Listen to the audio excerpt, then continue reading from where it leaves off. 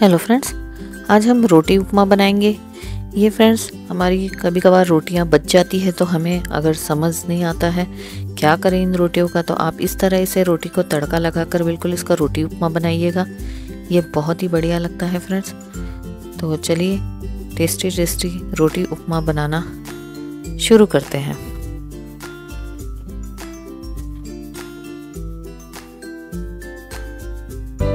Please like and subscribe Shweta's kitchen. Thank you. ये देखिए friends, रोटी उपमा बनाने के लिए मैंने ये 3-4 रोटियां ले ली हैं। अब हम इन रोटियों के इस तरह से टुकड़े कर लेंगे फ्रेंड्स।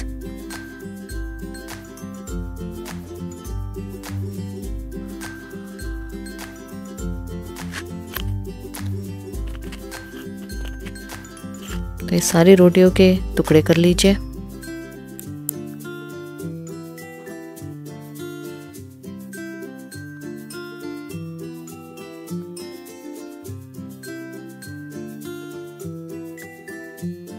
इस तरह से इसके बारीक बारीक छोटे छोटे टुकड़े कर लीजिए आप। अब हम रोटी को फ्राई करना शुरू करते हैं। उसके लिए ये देखिए मैंने एक कढ़ाई ले ली है। इसमें मैंने ये 1 से 1.5 चम्मच तेल डाल दिया है।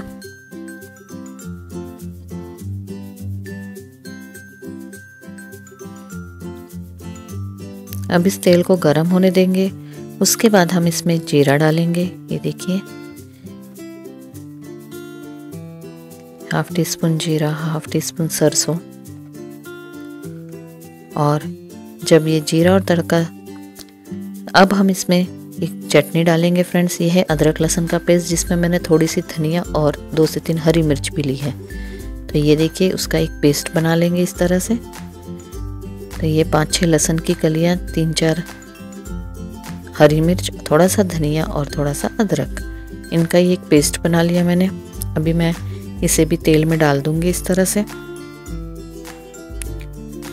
और थोड़ा देर फ्राई होने दूंगी।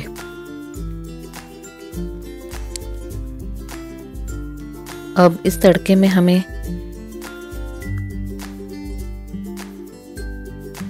हम एक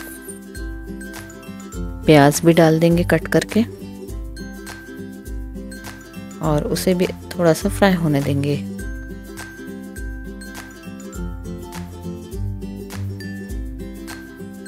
अब इसके बाद फ्रेंड्स हम मसाले डालेंगे। जैसे ये मैं इसमें ये 1/2 टीस्पून हल्दी पाउडर डाल रही हूँ, 1/2 टीस्पून लाल मिर्च पाउडर,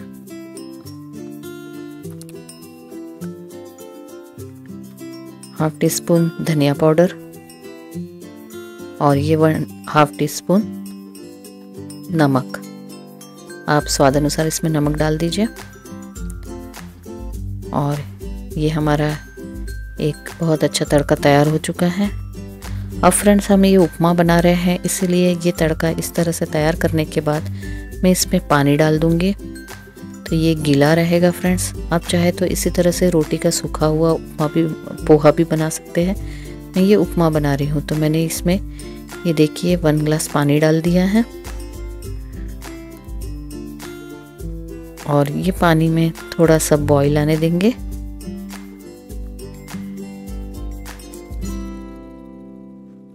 अब जब हमारा पानी ये अच्छी तरह गर्म हो चुका है, अब इसमें हम ये जो रोटी के हमने टुकड़े करके रखे थे उसे डाल देंगे।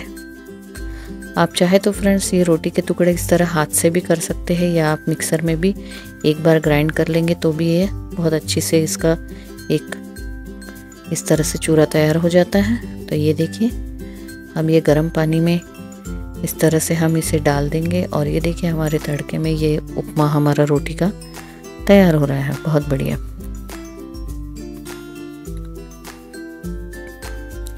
अब हम इसे ढककर 3-4 मिनट के लिए पका लेंगे।